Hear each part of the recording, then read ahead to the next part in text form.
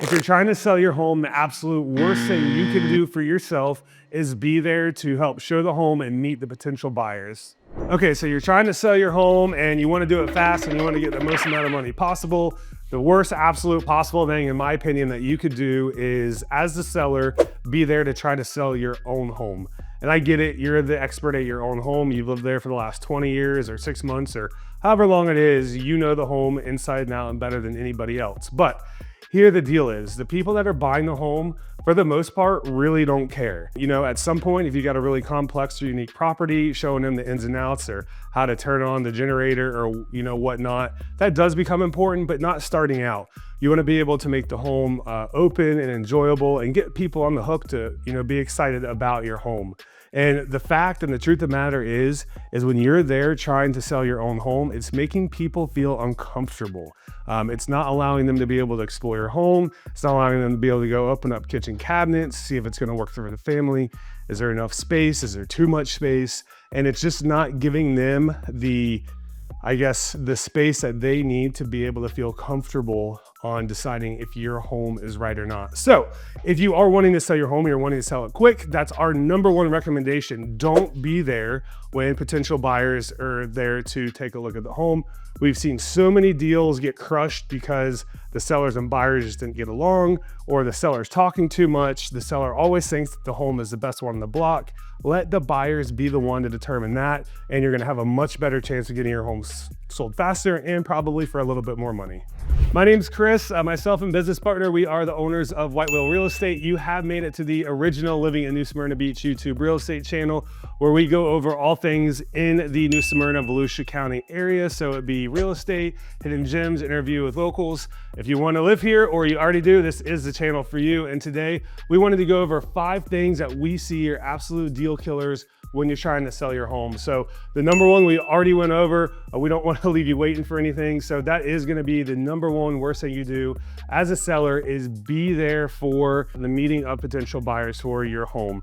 Even if you're trying to sell it for sale by owner, develop a way that the potential buyer can be there without you having to be there. Oh, well, hello there. Since you're still here watching this, if you could do me a wee bit of a favor and do something kind today and like and subscribe, it really helps us out and allows us to continue producing these videos. Cheers. All right, second biggest deal killer is skipping professional photos. I mean, most of us wouldn't go on a first date or a job interview in pajamas, so your house needs to look its best too. And it's one of the biggest mistakes that we are seeing is people are just using bad photos or they're not using any photos at all, which is just crazy to me. So today's buyers, especially in this fast-paced environment, they're scrolling through listings like Tinder or a dating app, whatever one you prefer to use. And if it's not catching their eye, if they're not getting stopped by a beautiful picture or neighborhood, you know, they're swiping left, they're moving on. So it's so crucial to have your best foot forward, get professional photos, and give these new buyers that are out there on the sidelines something great to look at, and that's gonna beat out the competition. So talking about not giving something good to look at brings us to number 3, and that's ignoring curb appeal. And I've talked about this countless of times. It is so important to make sure that you're making that great first impression, because they do matter.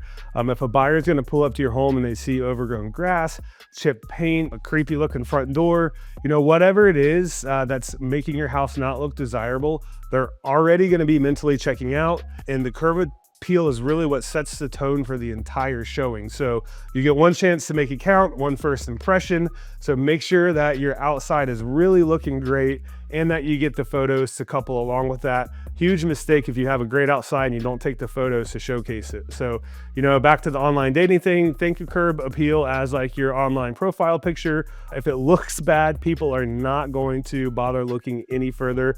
It is just crazy how picky people are and how much they won't give it a chance. So simple fixes like fresh mulch, clean door, a few plants outside can work absolute wonders, and they'll really help you, again, draw these potential buyers inside.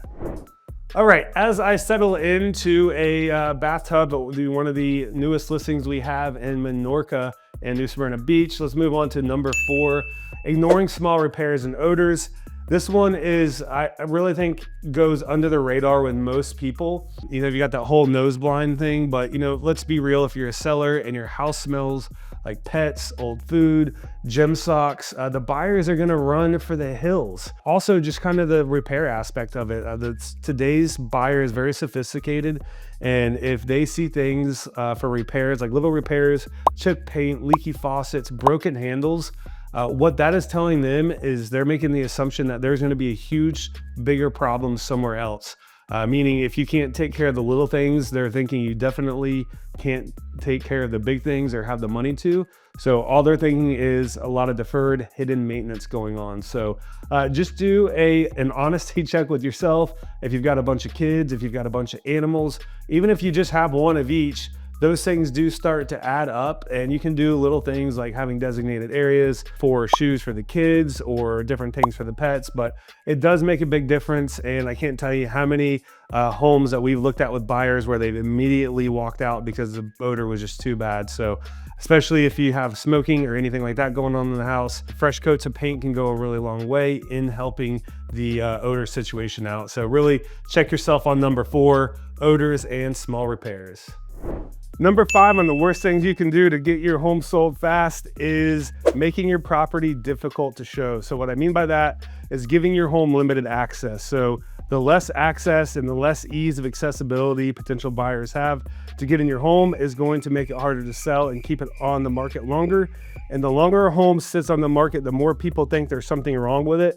So it does have a pretty serious cascading effect on not being able to get people on the property quick. So I know for a lot of sellers, this is just going to be an unavoidable situation or circumstance based on work, kids, and animals, but really try to keep that thought in mind and try to make it as easy as possible to let potential buyers in. I know there's a lot of sellers that have a 24-hour notice, but you would be really surprised by the amount of buyers that are just driving around, or their real estate agent showing them a couple other properties and yours popped up and they want to come see it in the next 30 minutes. And if you have the capability to be able to let them in on a short moment's notice, your house is probably going to sell much faster and probably for a little bit more money, because you're going to have more buyers getting into the house and create that competition aspect of it. So we do hope you found this video a little bit useful. 5 biggest reasons that your home isn't selling and the worst things you can do to prevent it from selling. So again, we are at 265 unit 204 in Minorca, in the northernmost condominium complex in New Smyrna Beach. This listing just went live, 735,000. It's 1,450 square feet under heat and air, 2-2, just renovated, cool little pond view. You got access to the beach, river, lots of beautiful amenities here, swimming pools, tennis courts, all the things. This property will be vacant, easy to show, already staged, ready to go. Smells wonderful, and I think we've checked all the boxes on what we need to do to get this property sold quickly. Marketing is going to be there, the photos are going to be there, and we should be good to go. So thanks for sticking with us. We hope this helps. Look forward to seeing you guys in next week's video.